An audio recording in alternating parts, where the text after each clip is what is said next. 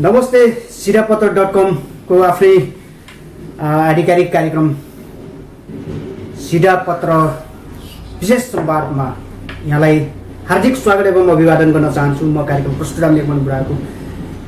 यहाँहरूले यो कार्यक्रममा विभिन्न क्षेत्रका विभिन्न प्रमुख व्यक्तित्वहरूसँग संवाद गर्दै आइरहेको यहाँहरूले हेरिरहनु भएको छ। यहाँहरूलाई अवगत अनि जानकारी छ।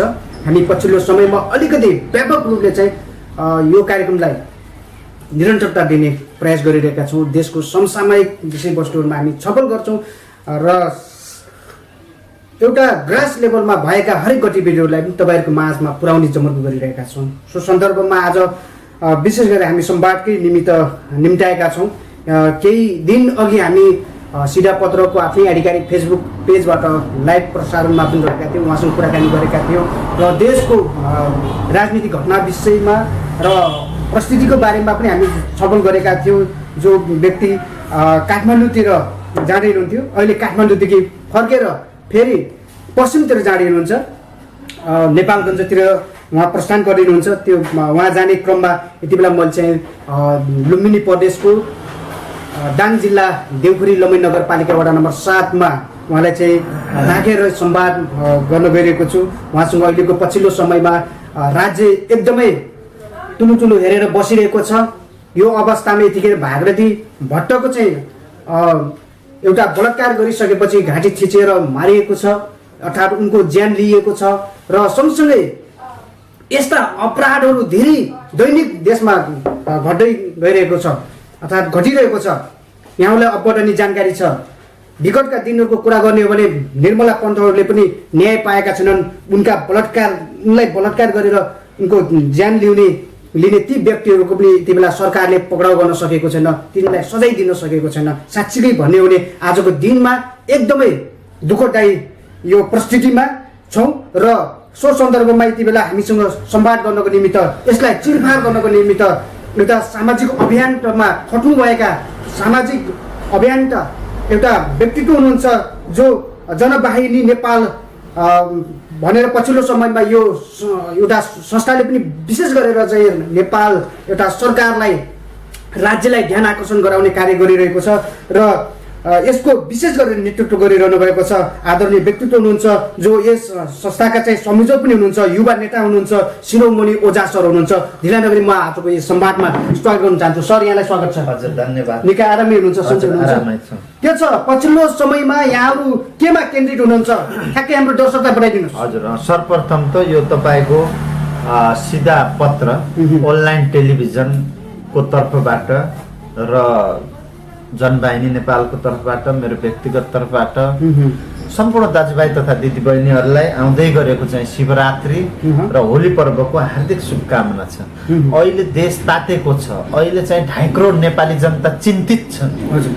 महिला हिंसा बढ्यो, निर्मला प्रकरण सेलाउन नपाउँदै निर्मला पन्त 13 वर्षीय बालिका बलात्कारपछि हत्या हुन्छ। नियोजित रूपमा राज्य संयन्त्र नै चाहिँ परिचालित हुन्छ, एभिडेन्सहरू नष्ट गरिन्छन् र जान गरिएको त्यस किसिमको अपराध र कुकृतिका चाहिँ दोषीहरूलाई सिंहदरबार र क्याबिनेटबाटै सुरक्षा मिल्छ।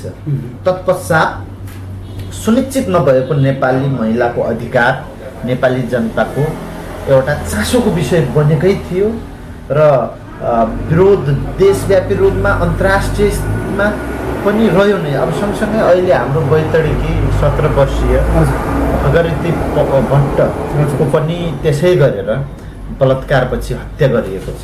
यसमा पनि सरकार अहिलेसम्म दोष पत्ता लगाउन सकेको छैन। 1 हप्ताभन्दा बढी भइसकेको छ। यति बेला अब होइन नेपाल सरकार किन मौन बसेको छ? यहाँहरू जस्तै एउटा सामाजिक अभियन्ताले नै यसको खेडो गर्नुपर्ने, यसको खोजी गर्नुपर्ने किन अवस्था सिर्जना भयो? त्यसकारण राज्यप्रति के छ यहाँहरूको धारणा? त्यस कारणले के छ भन्नुहुन्छ भनेपछि दिन दोगुना रात चौगुनाको स्पिरिटमा देशमा हत्या, हिंसा, अपराधहरू बढ्यो। यो चाहिँ आम नेपाली जनतालाई सर्वविदितै छ। राजनीतिक अस्थिरता बढ्यो, संविधानमाथि आगजनी भयो। अब चाहिँ यही घटनाक्रम जसरी बैतडी जिल्लाको 17 वर्षीय भगरथी भट्टमाथि आफ्नो गाउँकै विद्यालयबाट घर आउँदै जाने क्रममा त्यस किसिमको चाहिँ बलात्कारपछि हत्या गरिएको भन्ने पुष्टि भइसक्यो। मोबाइल पनि मिल्यो। सरकारले अहिलेसम्म दोषी पत्ता लगाउन सकेको छैन। कडा खबरदारी गर्न चाहन्छु गृहमन्त्री रामबहादुर थापा बादललाई, केपी शर्मा ओलीलाई। उहाँहरू त आफ्नै मोज मस्तीमा हुनुहुन्छ। उहाँहरू त आफ्नै चाहिँ के त एउटा चाहिँ जसरी राष्ट्र केले चल्नुपर्छ, संविधानले चल्नु, कन्स्टिट्युसनले चल्नुपर्छ। तर यहाँ के छ भनेपछि राज्य एउटा केपी ओलीको आवेगले, उहाँहरूको गुटबन्दीको कारणले गर्दाखेरि सडकमा जनतालाई ल्याउने, अब चाहिँ आफ्नो चाहिँ एउटा अवैधानिक प्रतिगमनलाई चाहिँ स्वतःस्फूर्त पुष्टि गर्न चाहिँ यावत विषयमा चाहिँ के त उहाँहरू लागिराख्नु भएको छ। अब तत्काल चाहिँ त्यो चाहिँ के त दोषी पत्ता लगाउन म चाहिँ खबरदारी गर्छु। यसका निमित्त यहाँले जसरी चाहिँ अब राज्यलाई अहिलेको गृहमन्त्री रामबहादुर थापा बादल होइन, त्यसै गरी केपी शर्मा ओली जुन अहिले देशको प्रधानमन्त्री हुनुहुन्छ, त्यति मात्रै नभएर एउटा देशको एउटा महिला नेत्री जो राष्ट्रपति विद्यादेवी भण्डारी पनि हुनुहुन्छ। आजको दिनमा प्रशासन सबै उहाँको हातमा छ, सबै कानुन उहाँको हातमा छ। यसरी चाहिँ किन मौन बसिरहेको? यसो छ हेर्नु, तपाईँले हुन त अघिको सुरुमै भन्नुभएको छ एउटा गृहको यसको चाहिँ जमात छ होइन। यहाँ नेपालमा यो के छ भन्नुहुन्छ भनेपछि लामो समयदेखि एउटा सर्वम सत्ता सम्पन्न अखण्ड अविभाज्य राष्ट्र नेपाललाई गिद्दी दृष्टिले चाहिँ अन्तर्राष्ट्रिय शक्तिहरूले हेरेको छ र त्यही प्रकारको यहाँ चलखेल हुन्छ। यो रसिया र चाहिँ यो चाइनातर्फको यो त्रिकोणात्मक चाहिँ यो उसमा बिचाइमा नेपाली जनता परेका छन्। सँगसँगै के छ भनेपछि उहाँहरू एकदम कठपुतली दास, बिल्कुलै रले दिशा निर्देशित गरेकै दिशातर्फ दिशा निर्देश हुने चाहिँ राष्ट्रलाई चाहिँ के त विकास र विकास नगर्ने जुन किसिमको म्यान्डेट थियो र सो आधारमा कसरी नेपाली जनताले विश्वास गरे र मत दिए, तृतीय बहुमत झन्डै, तृतीय बहुमतको पनि कदर भएन। आउँदा आउँदै के भयो भनेपछि यत्रो लामो सकसपछि होइन 7 दशक लामो सङ्घर्ष के त पानी बालुवामा मिलाइदिए नै अहिले चाहिँ के त संविधानमा धारै नभएको किसिमको परिवर्तन भयो। अब निर्मला पन्तको अवस्था पनि त्यही हो हेर्नुहोस्। अब निर्मला पन्त ठिक छ, निर्मला पन्तको त ठिकै छ, दोषी अहिलेसम्म राज्यले पत्तै लगाउन सकेको छैन, राज्य चुकेको छ त्यहाँनिर। तर अहिलेको अवस्थामा जुन भागृति भट्टको विषयमा कुरा गरौँ, भागृति भट्टले के छ न्याय पाउने कतिको सम्भावना, सामाजिक अभियन्ताको हैसियतले यतिका तपाईँको संस्थाले कतिको यस सम्बन्धमा ध्यान यसमा के छ भने राज्यलाई हामी बिल्कुलै चाहिँ अभियानमा छौँ, बिल्कुलै चाहिँ यस्तो चाहिँ मिडियाबाट अब चाहिँ जनस्तरबाट सडकबाट कसरी हुन्छ हामी दबाबमा छौँ। राज्य के त अपराधलाई राजनीतिकरण गरिदिने, राजनीतिलाई अपराधीकरण गर्ने प्रचलन यो लामो समयदेखि नेपालको चाहिँ के त प्रशासनिक न्यायिक र चाहिँ यो चाहिँ राजनीतिक क्षेत्रमा चल्दै आएको हो। त्यो प्रकरण नदोहोरियोस्, जसरी चाहिँ एभिडेन्स मेट्ने कामदेखि लिएर अपराधीलाई संरक्षण गर्ने, साधुलाई सुली, चोरलाई चौतारी, सानालाई ऐन, ठुलालाई चैन, त्यो किसिमको विधिले चल्नुपर्छ। राष्ट्र विधिले ऐनले चल्नुपर्छ, संविधानले चल्नुपर्छ। यहाँ त स्वतन्त्रतै छैन होइन, राइट टु फ्रिडम, बोल्ने स्वतन्त्रता, लेख्ने स्वतन्त्रता होइन। अब यावत चाहिँ मौलिक हकका कुराहरू छन् यहाँ, सबै चाहिँ के त केपी विद्याको गठबन्धनले सब तोडिसक्यो। भर्खरै चाहिँ रामकुमारी झाँक्रीलाई पक्राउ गरे भन्ने चाहिँ हेर्नुहोस्, अभियन्ताहरूलाई खेद्ने काम भइरहेछ, मौलिक हक नै मास्ने काम भइरहेछ। 7 दशक लामो यो सङ्घर्ष तपाईँ हामीले जसरी ल्यायौँ गणतन्त्र, लोकतान्त्रिक गणतन्त्र, त्यसमाथि धावा ओलीले बोलेकै हुन् र माधव प्रचण्ड पनि सत्ता नपाइसकेपछि उहाँ चाहिँ सडकमा छन्। त्यस किसिमको वातावरण बनिएको छ। घटना यहाँले एउटा माधव प्रचण्ड सडकमा गएको कुरा पनि यहाँले निकाल्नु भयो, जस्तो कि अब हुन त सबैले अवगत पनि छ, यति बेला सडकमै तताइरहेका छन्, सारा जनतालाई, यहाँका नागरिकलाई चाहिँ दुःख दिने कार्य भइरहेको छ होइन। आफ्नो पद पाउनको लागि, आफ्नो अधिकार पाउनको लागि उनीहरू कुर्सीको मोहले गर्दाखेरि यो कति उनीहरू साँच्चीकै पछिल्लो समयमा हामी नागरिक नेपाली जनताकै लागि भनेर हामी यो सङ्घर्ष गरिरहेका छौँ भन्ने कुरा उहाँले गरिरहनु भएको छ। यो कतिको सत्यता? त्यस कारणले के छ भनेपछि यहाँ पत्रकारहरू सुरक्षित छैनन्, अभियन्ताहरू सुरक्षित छैनन्, महिलाहरू सुरक्षित छैनन्, आदिवासी जनजातिहरू सुरक्षित, हिमाल पहाड तराई पूर्व पश्चिम 77 प्रदेशमा लथालिङ्ग छ।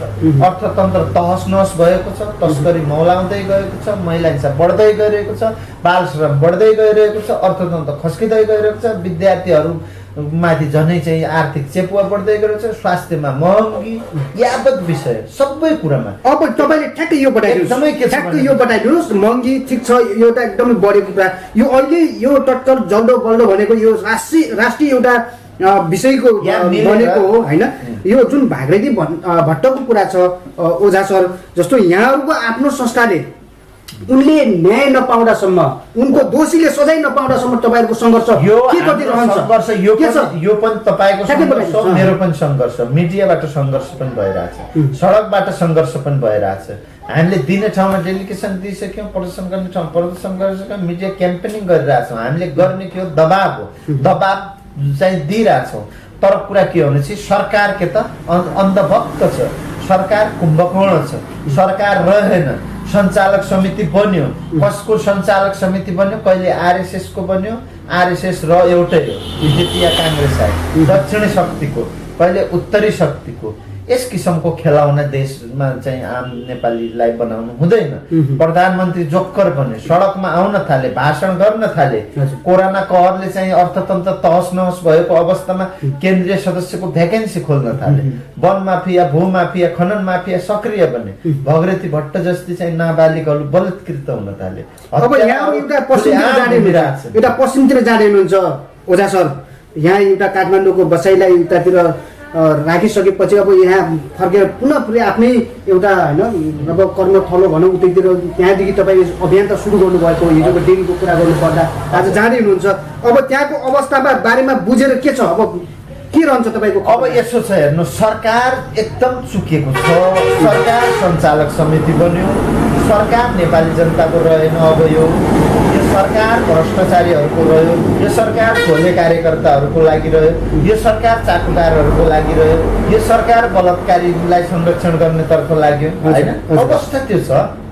अवस्था के छ भनेपछि जुन संविधान बनाउन हामीले मेहनत गर्यौँ, त्याग तपस्या बलिदानी हो, यावत सङ्घर्ष हुँदै आए लामो समयदेखि। 7 सालमा भए, 17 सालमा भए, 36 सालमा त्यो किसिमको बहुदल निर्दलको त्यहाँ चाहिँ भयो, 47-46 मा भयो, 62-63 मा भयो, 10 वर्षमा पनि भयो, मधेसतर्फ भयो, थारू आन्दोलन भयो, आदिवासी जनजाति आन्दोलन भयो, यावत भयो। चाहिँ यसमा के छ भने चाहिँ शहीदहरू, सयौं शहीदहरू, हजारौं घाइतेहरू, लाखौंको योगदानबाट बनेको संविधान। 2 संविधान सभाको चुनाव गरायो नेपाली जनताको करले। 59 सदस्यीय चाहिँ तपाईको चाहिँ मन्त्रीमण्डल समेत गठन भयो। त्यस किसिमको अवस्थामा समेत हामीले के त अहिलेसम्म राष्ट्रले निकास पाउँदैन। यस विषयमा के छ भनेपछि अब भगरथी भट्टीको पनि अवस्था त्यही हो हैन। हामीले यहाँले कतिको सम्भावना पाउनु भएको छ विशेष ठ्याक्कै आज बढाइदिनुहोस्। हजुर, भागरथी भन्दा भट्टले न्याय पाउन सक्छन्? उनले भागरथी भट्टले न्याय पाउँछ। न्याय नपाए अब यस्तो सरकार मौन छ, सरकारले चाहिँ एक्सनै लिएको छैन यति बेला। यस्तो हो कि सरकार के छ भनेपछि सरकार नियोजित रूपमा प्रायोजित रूपमा हरेक घटनाक्रमहरू अगाडि बढाइरहेछ। सरकार जनलोक कल्याणकारी भयो, जनविरोधी भयो, भ्रष्टाचारी भयो। यो के त आम चाहिँ बुझायो नेपाली जनताको। अब भगरथी भट्टको विषयमा पनि के छ भनेपछि तहबाटै जानुपर्छ भन्ने हो, अपराधीलाई पत्ता लगाउनुपर्छ भन्ने हो। चाहिँ यी मधेसतर्फको महिला हिंसा दहेज यावत विषयमा अब निर्मला प्रकरणमा त जानबुझ गरेर उहाँहरूले चाहिँ के त परिचालनै गर्यो नि, संयन्त्र एभिडेन्सहरू नष्ट गर्ने काम हो। सत्य तथ्य किसिमले चाहिँ फोरेन्सिक रिपोर्ट यावत गरेन। अहिले पनि निर्मला पन्तले प्रयोग गरेको साइकल कञ्चनपुरको जिपर्कामा थन्किएको छ, त्यसको फोरेन्सिक रिपोर्ट भएन। अब चाहिँ स्वाबहरू पखालिने काम हो, जलाइने काम हो, तत्काल प्रमाण नष्ट गर्ने काम हो। शक्तिशाली व्यक्तिको त्यसमा हात छ भन्ने छ हैन। उन्मुक्ति दिने काम हो, दोषीलाई सफाई दिने काम हो। यस किसिमका गतिविधि भयो। अब भगरती भट्टमा यो नदोहोरियोस् भन्ने हो। बेलमती प्रकरण छ, पूर्वतर्फ छन्, सुर्खेततर्फका घटनाहरू छन्, यहाँ बारापर्सातर्फका घटनाहरू छन्, यी सबैतर्फ के सर यहाँको सीमानाका घटना छन्। सर यहाँहरू अब लागिरहनु भएको छ, खटिरहनु भएको छ, यता सामाजिक अभियन्ता पनि हुनुहुन्छ अनि यहाँहरूको संस्थाले एकदमै एउटा उदाहरणीय कार्य पनि गरिरहेको छ राज्यको हितमा होइन। अब राज्यले यति बेला तपाईँहरू जस्ता व्यक्तिहरू लागिरहँदै गर्दाखेरि तर राज्य अब राज्य अहिले राज्य छैन, राज्य विहीनताको अवस्था हो। कहिले केपी शर्मा ओली त्यहाँ चाहिँ र्याली गर्नुहुन्छ चाहिँ सडकमा चितवन, बुटवल, धनगढी, काठमाडौँ, झापा, यो चुनाव कि मतलब भन्यो लाल पूर्जाको कुरा छ यहाँ। जनता किसानलाई भड्काएका छन्, फारमहरू बाँडिया छन्। हाम्रो माग के हो भने भूमिहीनलाई भूमि दिलाउनु पर्छ, तर शक्तिशाली आयोग बनाएर लाल पूर्जा अब उता चुनाव पनि भनिया छ, यता लाल पूर्जा दिने यो किसिमको गतिविधि गरेका छन् होइन। राज्यले यति बेला तपाईँले चाहिँ एउटा यो स्थानीय खेती गर्नु भयो, स्थानीय एउटा पालिका स्तरबाट जनतालाई भूमि आयोगबाट होइन सम्बन्धमा चाहिँ भूमि आयोगबाट तपाईँहरूलाई चाहिँ त्यो दिन सक्छौँ हामी, अब तपाईँहरू लाल पूर्जा प्रदान गर्छौँ भनेर राज्य सरकारले भनिरहेको छ। हजुर अर्कोतिर तपाईँले भने जस्तै अब लगभग चुनाव पनि अब गराउने, अब लगभग वैशाखको 17 र 27मा चाहिँ 2 पिरियडमा बनाएर चाहिँ चुनाव गराउँछु भनेर चाहिँ एकदम तर्खरमै छ। अस्ति चुनाव लगभग ओके पनि गरिसक्यो होइन। हजुर यस्तो यो हुन सक्छ सक्दैन। नेपाली जनताले यस्तो छ कि नेपालको राजनीतिक इतिहासमा पटक पटक नेपाली जनताले धोका पाए र पटक पटक त्यागको अवश्य बलिदानी दिनु पर्यो। अब मित्र राष्ट्र चाइना र भारतहरू पनि आजाद भए 1949 चाइना भयो, 47 उता अङ्ग्रेजबाट आजाद भयो, 7 सालमा राणातन्त्र अन्त्य भयो र हाम्रो आर्थिक अवस्था उहाँहरूको आर्थिक अवस्था, हाम्रो सामरिक अर्थ उहाँहरूको सामरिक अवस्था, भुटानको सामरिक अवस्था के हो, अहिले भुटानको शैक्षिक अवस्था के हो, भुटानको प्रति व्यक्ति आय कति छ, नेपालको कति छ, श्रीलङ्काको कति, इजरायल कहाँबाट कहाँ पुग्यो। शासन तन्त्र सही हुनु पर्यो भन्ने हो। शासकहरू पारदर्शी हुनु पर्यो, शासकले लोक कल्याणकारी काम गर्नु पर्यो। विश्वको एउटा के छ भन्नुहुन्छ भनेपछि एकदमै जर्जर चाहिँ द्वन्द्व बोकेका होइन, प्रकृतिले पनि साथ नदिएका र चाहिँ त्यस किसिमको मरुभूमिमा पनि अहिलेको त शक्तिशाली राष्ट्र निर्माण भएका छन्। अरबतिर त्यो किसिमका अब चाहिँ इमिरेट्स, युनाइटेड अरब इमिरेट, दुबईको कुरा गरौँ होइन, त्यस किसिमका चाहिँ अफ्रिकातर्फै द्वन्द्वमा ध्वस्त भएका कन्ट्री पनि अहिले चाहिँ एउटा राम्रो बाटोतर्फ विकसित भएका भइसकेका छन्। हामी के त यही चाहिँ महिला न्यायको लागि यति लड्नु परेको छ, किसानहरूले आफ्नो बाली नाली लगाएको मूल्य पाउनलाई टाउको फोड्नु परेको छ। अब चाहिँ लेखा अधिकृत प्रमुख यता हाकिमहरू, नियोगहरू, सङ्घहरू यावत विषयमा सेटिङ फेटिङ हुने, सरुवा बडुवा घटुवाका खेलहरू, सेना प्रहरीहरूमा आफ्नो भर्ने, त्यो रबाटै सञ्चालित रहने, कूटनीतिक नियोगमा आफ्ना ज्वाइँहरू भर्ने, त्यही प्रचण्डजीले आफ्नो ज्वाइँलाई भरे होइन र त्यता सम्धि प्रकरण आयो त, त्यो जो शङ्कर पोखरेलको सम्धि प्रकरणहरू आउने धेरै कुराहरू छन् के यहाँ। भिआइपी सुरक्षाहरू जन्मजात लिने, दलाललाई लगेर राजदूत बनाइदिने, त्यस किसिमको चाहिँ परिपाटी र ट्रेन्ड नेपालमा देखियो। यसको अन्त्य गर्नुपर्छ भन्ने हाम्रो अन्त्यको लागि त तपाईँ जस्ता सामाजिक अभियन्ता धेरै हुनुहुन्छ होइन, यति बेला धेरै युवाहरू पनि खट्नु भएको छ, यो फिल्डमा आउनु भएको छ। के छ अब यहाँ सहकार्य समन्वय गरेर आगामी दिनमा सबले अगाडि बढ्नुपर्छ, समन्वय गर्नु। अन्य सामाजिक अभियन्ताहरूलाई के भन्न चाहनुहुन्छ? हाम्रो चाहिँ संवाद भने यस्तो छ कि सामाजिक अभियन्ताहरू पनि आफ्नो किसिमले एउटा काम जनतामा जानुपर्छ।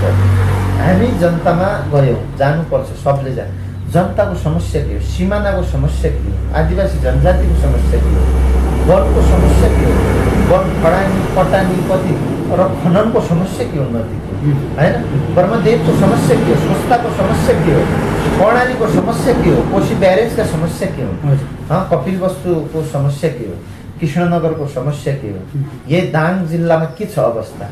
हामी के हो भने चाहिँ अभियन्ताहरूलाई मेरो अपिल के हो भने जनतामा पुग्नुपर्छ।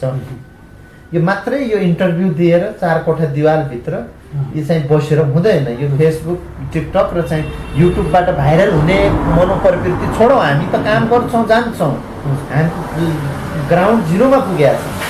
हामीले एसएसबीबाट कुटाइ खाएका छौँ, दर्जनौँ पटक सरकारबाट हामीले धरपकड खेप्नु परेको छ, यावत किसिमका मुद्दा झेल्नु परेको छ। यस किसिमबाट गुज्रिरहेका छौँ।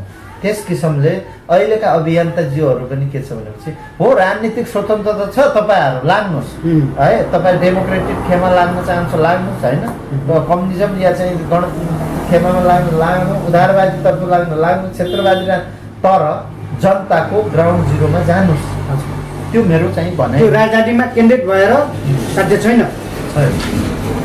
जस्तो अब पछिल्लो समयमा अलिकति चर्चित पत्रकार पनि हुनुहुन्छ हाम्रो रवि लामिछाने, यति बेला लगभग बैतडीमा पुग्नु भएको छ। त्यहाँ स्थलगतमै गएर चाहिँ लगभग उहाँले पनि बुझिरहनु भएको छ। के छ अब ओझा सर, अब यहाँहरू पनि जाँदै हुनुहुन्छ, त्यहाँको वस्तुस्थिति पक्कै पनि जानकारी लिनुहुन्छ होला, बुझ्नुहुन्छ होला। त्यहाँका एसपीहरूसँग भेटघाट गर्ने, त्यहाँका सिडिओसँग गर्ने, लगभग यसमा चाहिँ अलिकति अब यो के छ भने त्यहाँका स्थानीय पालिकाहरूसँग होइन यसो छ। अब नेपालमा के छ तपाईँको त्यहाँ गएर अब सम्म के हुन्छ, सङ्घर्ष के रहन्छ? हाम्रो सङ्घर्ष के रहन्छ भनेपछि जबसम्म दोषी सरकारले पत्ता लगाउँदैन अविरल रूपमा अहोरात्र सङ्घर्ष रहन्छ। सडकबाट, मिडियाबाट चाहिँ सम्बन्धित निकायलाई चाहिँ सोसल मिडियाबाट र चाहिँ त्यहाँ चाहिँ अब अहिले त त्यो सबै चाहिँ के भनेपछि आम युवाहरू सडकमा छन्। म अपिल पनि गर्न चाहन्छु।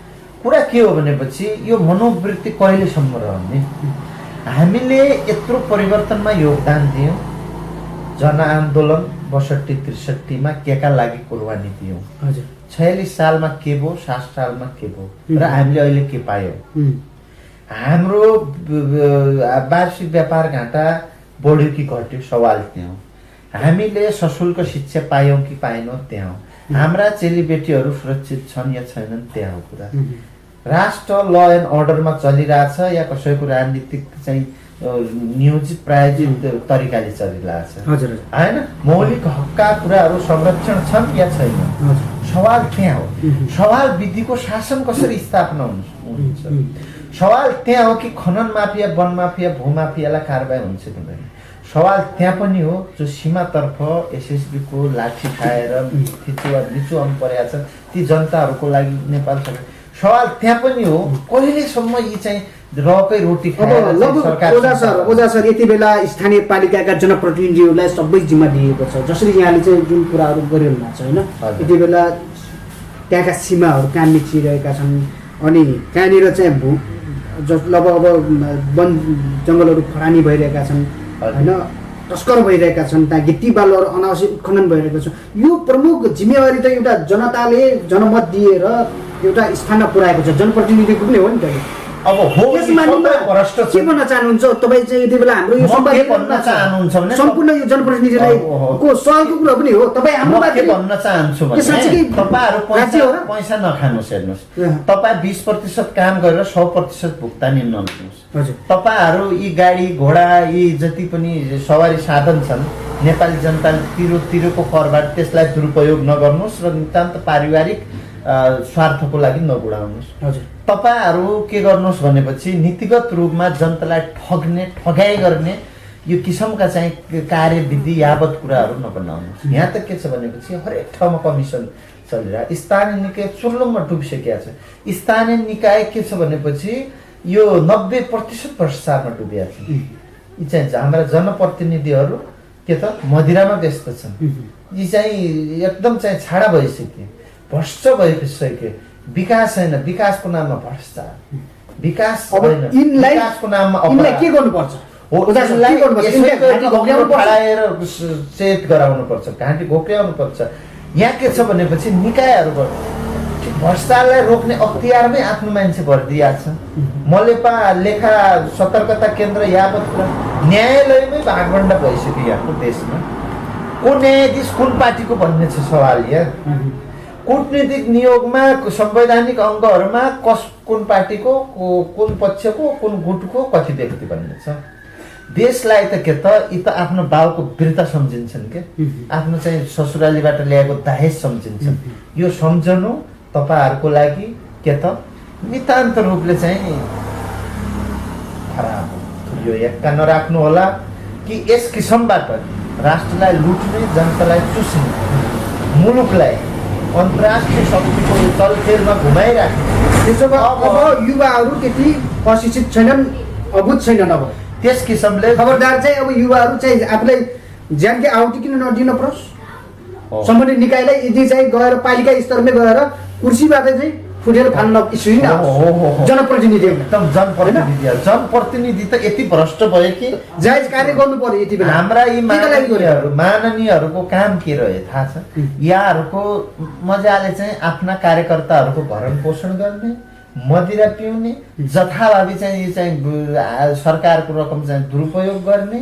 र चाहिँ आफ्नो चाहिँ सोफा फर्निचर फ्ल्याट पिकनिक यसमै बढी केन्द्रित हुने काम गरे जस्तो गर्ने त्यसको अवलोकन अध्ययन यदि सतर्कता कसैले खबरदारी गर्ने त्यसलाई चाहिँ थुन्ने पक्रिने चाहिँ त्यसलाई चाहिँ पावरकै खेल त्यहाँ छ न्यायालय के छ बिकिरहेछ हेर्नुहोस् पैसा र पावर चाहियो जे पनि हुन सक्छ नेपालमा भन्ने चाहिँ नजिर त निर्मला प्रकरणले चाहिँ यहाँ पुष्टि गरिसक्यो यस किसिमको चाहिँ तपाईको सरकारी वकिलले पैसा लिने न्यायाधीशले पनि दलाल मार्फत पैसा लिने मिसिल निर्माण चाहिँ प्रारम्भिक रूपमा पुलिसले न्याय लिने यस किसिमको प्रकृति आयो यहाँ सबै चाहिँ सेटिङका आधारमा अनुदान दिन थाले किसानले वास्तविक किसानले अनुदानै भयो जे पनि काम हुन्छ ओझा सर हामी अब कार्यक्रमको एकदमै मध्य भाग भन्दा पनि अन्त्यतिर छौँ अब यहाँलाई मैले सोध्नुपर्ने विशेष के छ भने यति बेला राज्यले भूमि आयोग मार्फत एउटा चाहिँ अब होइन अब लाल पूर्जा वितरण गर्छु ल तपाईँहरूलाई चाहिँ एकदमै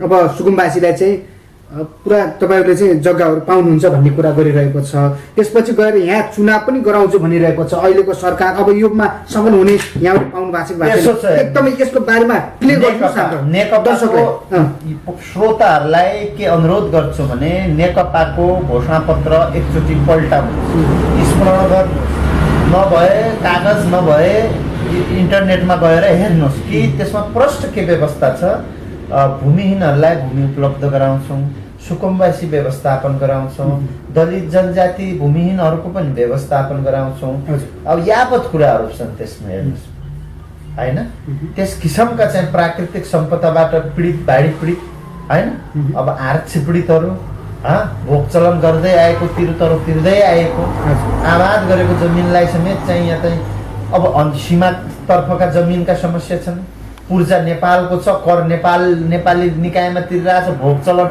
इन्डियाको कुन सरदारले या बिहारीले गरिरहेछ यहाँ चाहिँ बाली नाली काट यी जति पनि किसानका समस्या छन् भुक्तानीसँग सम्बन्धित हुन् या बजारीकरणसँग सम्बन्धित प्रशिक्षणसँग अनुदानसँग सम्बन्धित या अहिले यो जुन निर्माण गरेको देवी गोवाले नेतृत्वको भूमि आयोगसँग यी केवल चाहिँ के त माछालाई चारो देखाए जस्तै यसरी चाहिँ बल्छी देखाउने काम तपाईँहरू नगर्नुहोस् छानबिन गर्नुहोस् भूमिहीनहरूलाई भूमि दिलाउनुहोस् पूर्जा दिलाउनुहोस् जे मेनिफेस्टोमा तपाईँहरूले प्रतिबद्धता गर्नु त्यसको 10% कार्यान्वयन गरे पनि यहाँ के त अलिकति जनताले महसुसकरण गर्थे तर यो सबै भ्रमको खेती उता चुनाव पनि हुने भन्ने यता चाहिँ लाल पूर्जा के चुनाव हुनै गर्दाखेरि लाल पूर्जा बाँड्न पाइन्छ र त्यसै किसिमको चाहिँ अब हाम्रो त मूल्य मान्यता कि चुनाव त हुँदै हुन्न हेर्नुहोस् यो नीति विधान विपरीतको चाहिँ यो प्रतिगमन हो यो चाहिँ राजा महेन्द्र राजा ज्ञानेन्द्रलाई जमिन उपलब्ध गराइयोस् जमिन दिइयोस् हावागफ नदिइयोस् पूर्जा दिइयोस् दर्जनौं आयोगहरू बने तर निकममा बने यस किसिमको चाहिँ राजनीतिक पूर्वाग्रह र दोस्रो कुरो यो भागीरथी पन्तलाई तत्काल चाहिँ छान्यो निर्मला प्रकरणको यथाशीघ्र जबसम्म यो बाहिर ट्विस्ट आउँदैन र त्यो चाहिँ सिंहदरबार र क्याबिनेटमा बसेको त्यो चाहिँ व्यक्तिले ती अध्ययन गराउँदैन त्यो शक्तिशाली व्यक्तिको चाहिँ व्यक्तिलाई चाहिँ समात्दैन तबसम्म नेपाली महिलाले न्याय पाउँदैनन् देख्नुहोस् के भन्न चाहनुहुन्छ हैन त्यसो भए चुनाव पनि त्यति हावा सबै चुनाव हुँदैन त्यसो चुनाव कसरी हुन्छ प्रतिगमन छैन त्यसो यो त अहिले एग्रिमेन्ट गरिरहेछ लिपुलेख लिम्पियाधुरा कालापानी त्यो अब एग्रिमेन्ट चाहिँ भारतलाई दिने जुन खालको गृहमन्त्री राजनाथ सिंहले उद्घाटन गरेका थियो मानसरोवर, त्यसपछि सरकार जोगाउने प्रतिगमन गर्ने, भारतले चाहेको यहाँ अस्थिरता हो, अर्थतन्त्र र सामरिक सांस्कृतिक हस्तक्षेप हो।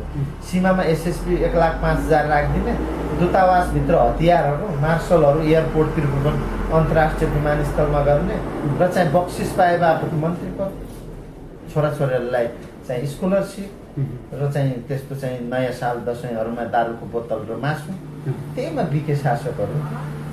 कम्तीमा उद्योग र कृषि मार्फत रोजगारीको सिर्जना गरेर आत्मनिर्भर बनाउन सक्नु। राष्ट्रवाद भनेको के हो? गर्भवती महिलालाई छिटो एम्बुलेन्स, निःशुल्क एम्बुलेन्समा चाहिँ अस्पताल पुर्याउनु नै राष्ट्रवाद। राष्ट्रवाद के हो?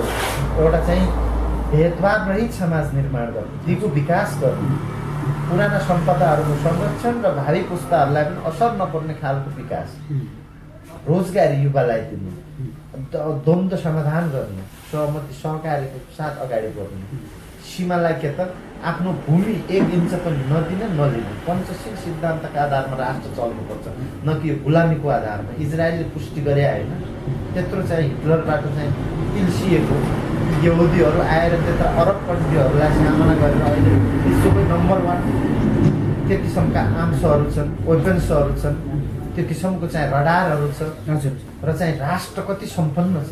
मोसाद, खुफिया एजेन्सी के छ, यहाँ त सब बिकेका छन्। प्रहरी संयन्त्र, अनुसन्धान विभाग, आर्मी, कर्मचारी तन्त्र, न्यायालय, कूटनीति, बडो चाहिँ दुःख लाग्छ।